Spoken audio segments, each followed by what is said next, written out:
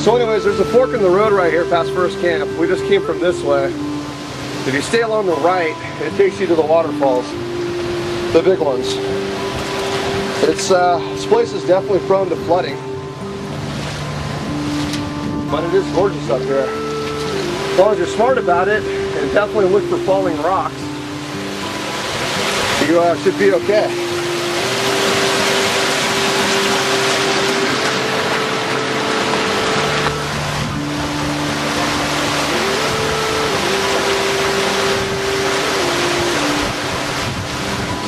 So one thing about Matilaha is there's a lot of shale, a lot of landslide stuff, a lot of little rocks that are pretty sharp. And I love my Kivas. They are fantastic.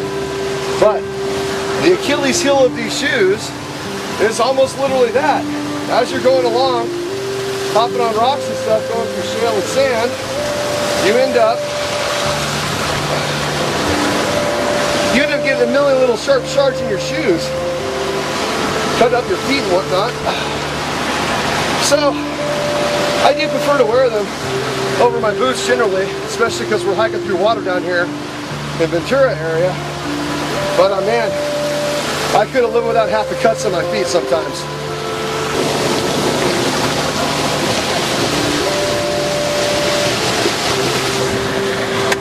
So I told Chappy before he had to go and break his toe or whatever that the hike was going to be about the same between what we were doing and coming up to the major falls. And you know, I think I underestimated it just a little bit. More rock skipping. It is uphill. And yeah, it's a pretty good workout coming through here so far. And my pack's a lot lighter than Chappy's. Mine's about, you know, I got 3 liters of water, about 8 pounds or so. And I probably only got about 5 pounds of supplies. Chappy's sporting 45. He's definitely more prepared than me. But on a day hike, you try to go for speed. He's trying to go for just in case. So I'm glad I didn't take any more weight because I would have broke my toe too. Anyways, we're at second camp right here. Most of this has been washed away. There's a lot of furniture, rock furniture, built and settled by people up here. There's a smaller couch. This is pretty close to the falls. Nice little grove right here with all these trees. And it's real peaceful. I think the second night when I first came up here, we camped through this area. And real peaceful, real nice. The wind could be howling like a bitch though, about 1 or 2 in the morning. So, especially during the summer, you know, it's get different temperatures around here. You know, real hot in the day, it can be cold at night. You know, these rocks resonate a ton of heat. You know, start to create some convection going on. And man, you definitely know if you got your stakes in your tent or not. So we're coming up to the third camp right here. Most of this has been washed away too from the rains. It was somewhat elaborate. A little rock grove place right in here. I've seen a lot of people camp in, and also across the way. What's cool about this camp right here is you got a natural spring right around the way. And man, let me tell you, that water coming out of that spring out of the mountain is so good. Arrowhead could kiss my ass for that matter. So, here's the main part of it right here. So being your couple steps from the main falls, and also this natural spring I'll show you in a second. This is usually a prime location if you get it. You know, one thing to be aware of up here too is there are mountain lions and bears. I haven't had the pleasure of running into any myself, but my good buddy Dr. Livingston, actually right around here, saw a ripped up carcass of a deer a couple of years ago, and it was fresh and happened while they were sleeping. So you just got to be aware and always look around you. So right here's the spring I'm talking about. We're crossing over the river. It's only about a minute walk from the camp I just showed you. You look and see, there's a lot of water dripping off, and you just got to find a good lead. Something nice and pure. It takes a while to fill up your water cask, but I mean that's it right there. It is. It's dry up top and wet right here. It's coming right out of the mountain, so probably those leads over there would be good. But luckily, I'm doing okay on water so far.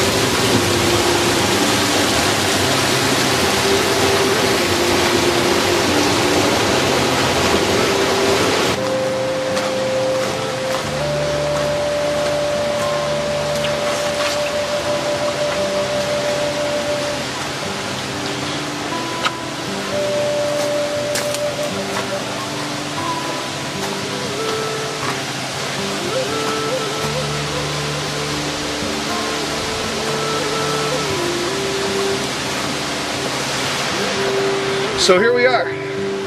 So I understand there used to be a forest road that actually came all the way up here. Think about here, it's about 6 miles or so in. And having a road up here would be impressive.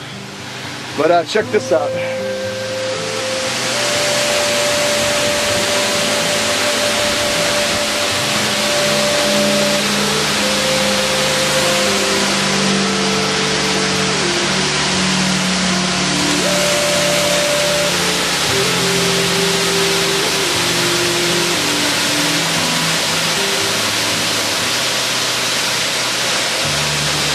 And right here is usually where you dip your gear and go up.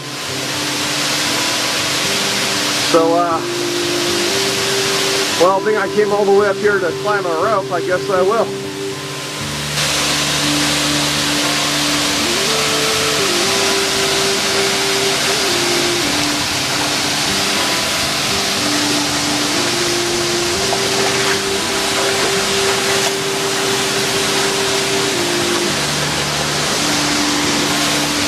You know, when ropes are attached to bushes, you always got to question that.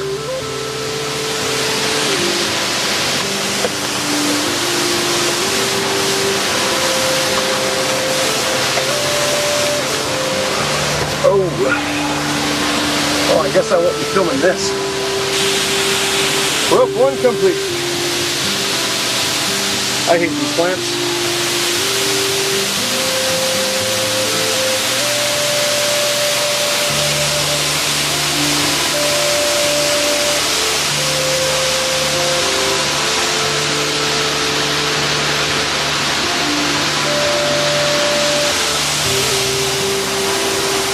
Climb up there to rope 2.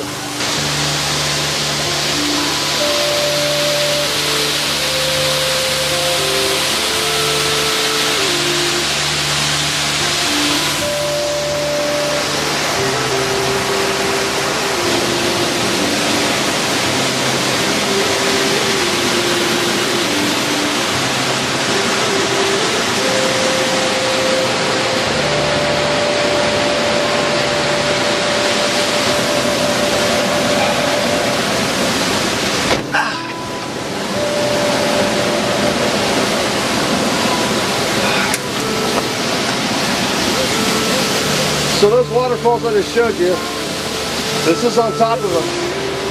Those aren't the waterfalls. They're impressive, but the ones up over here are even better. Generally from here, there's a rope you climb up, which is gone. I see a rope over here on the other side, but it doesn't look that secure. I don't think anyone's replaced it for eons.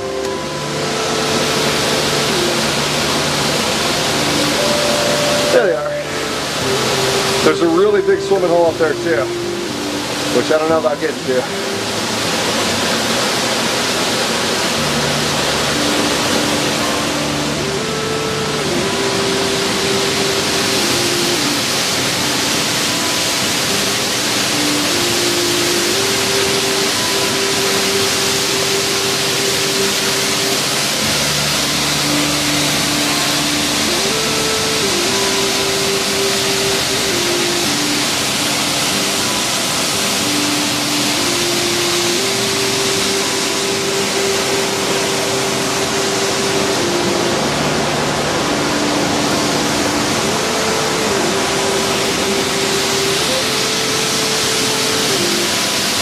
Little rope swinger. So anyways, guys, this is the end of the line right here. I've heard of people going back further, but I heard it's not pretty. So anyways, hope you've liked this this little hiking adventure. So one of the problems packing PB&J, but you know what? They always taste good.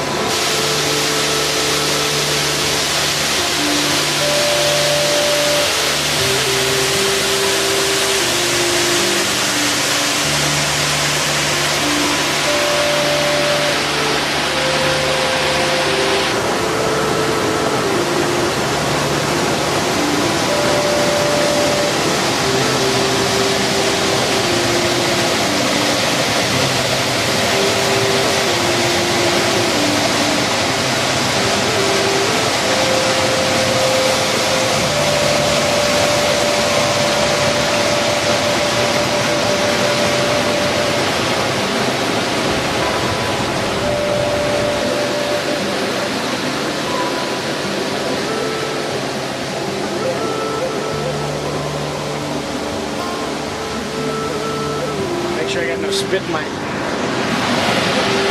All right, for those of you guys who Greg made it back. There's my pack for the day. Yeah, turns out I broke my toe, so had to throw the Tifas on, put it in the water, numb it up,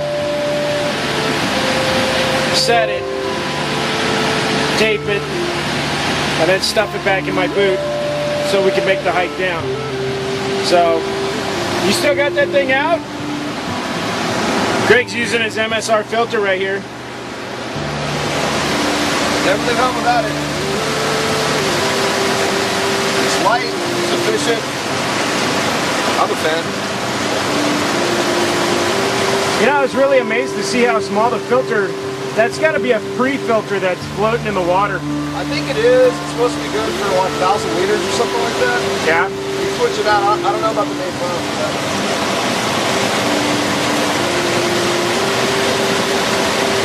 I carry one of these too. Deadlight 5. There you go.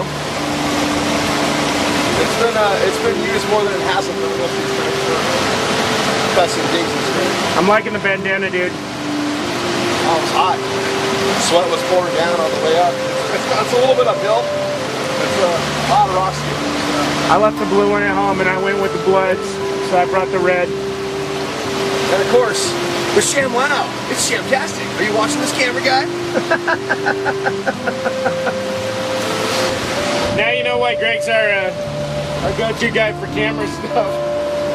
Dude, every time I come into your shop, you crack me the hell up. That is smart ass to the ass. This is true. Alright guys, we're gonna start heading down the trail.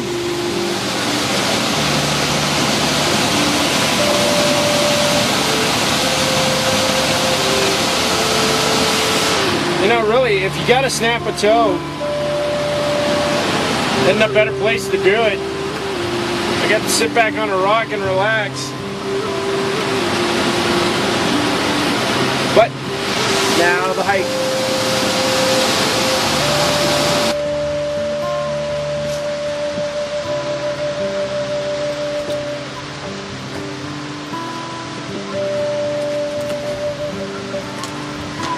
You know, I don't want to go all Bear Grylls, but it'd really be nice to have a steady cam. But then again, you know, people know it's you, not the crew. Yeah, there's no medic back there. Cover you to the first bar so you can drink a lot. Go all Bear Grylls!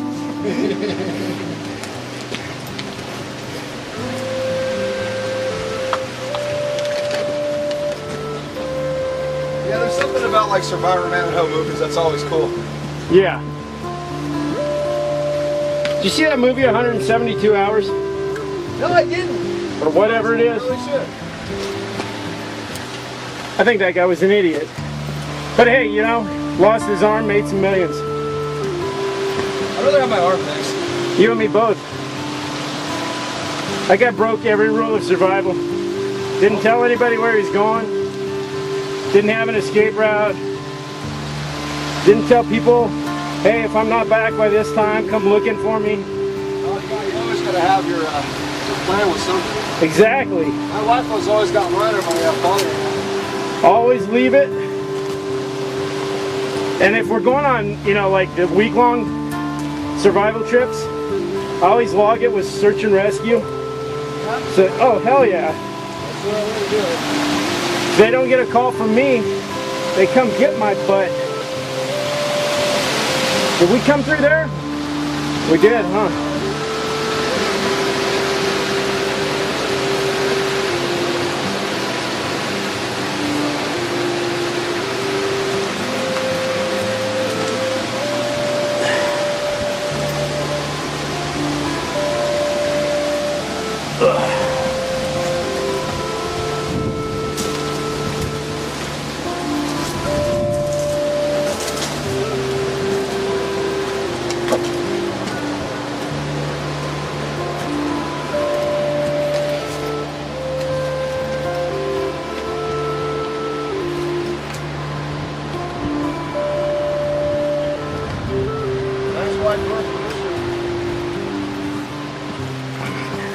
Yeah, that's one I'll ask the fans about. Who can tell me what this plan is? Who knows what this plant is? I refer to it as the pain in my ass plant. Or knees. Son of a... Dude. I saw that one. Got me right in the freaking kneecap. Yep.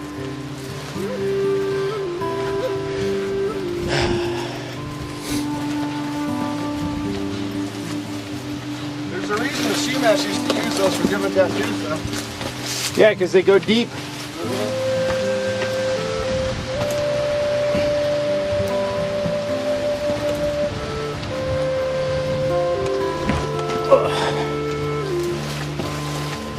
Trying to baby that foot. Yeah, well, it ain't working. If I broke my toe off. Oh.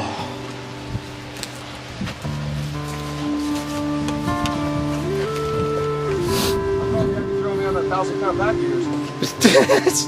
Shut up. Mr. Zelensky? Or Simon? Could really use a little shot right now.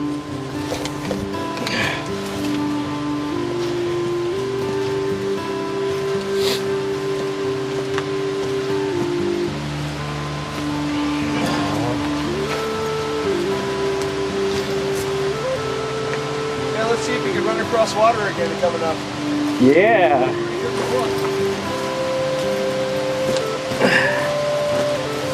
Look like Remo Williams running across the water. You know what's sad is the kids that work for me probably don't know who Remo Williams is anymore. I don't think anybody knows who Remo Williams is. And we were creating a comment about like Slater, Kelly, and Zach. Oh geez, are you serious? And they started laughing. I go, really guys? I go, who is that? What show's that from? Oh, we don't know. Look out, man. Alright, I'm rock hopping again. This is where I came across on the rocks and you came across the other side. I told you water shoes. Dude, my feet are still dry. No, I know, but with these things, besides rocks getting in them, I just cheat and go right across the water. Shut up. Go ahead and drink it. I gotta go hop some rocks. Yeah, I know, but it's slick. I can see me running across that and landing on my kazoo.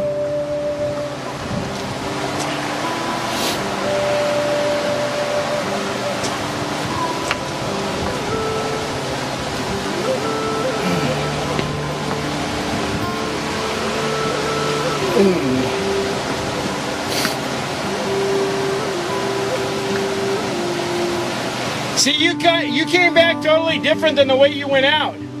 We came back, we went out that way. Came back that way.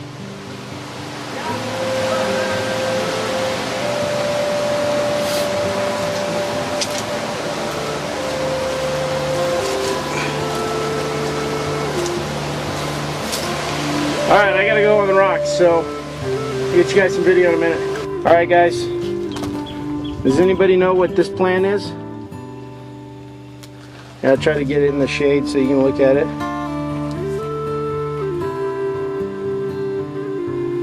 Is this edible? Is it poisonous? Is it gonna make my hand itch? I wanna know. You guys need to tell me. Alright guys, what's this? It's kind of prickly. But what is it? It's kind of a purplish color. Is it edible? Poisonous? You tell me. Alright guys, what's this? I'm gonna give you a hint.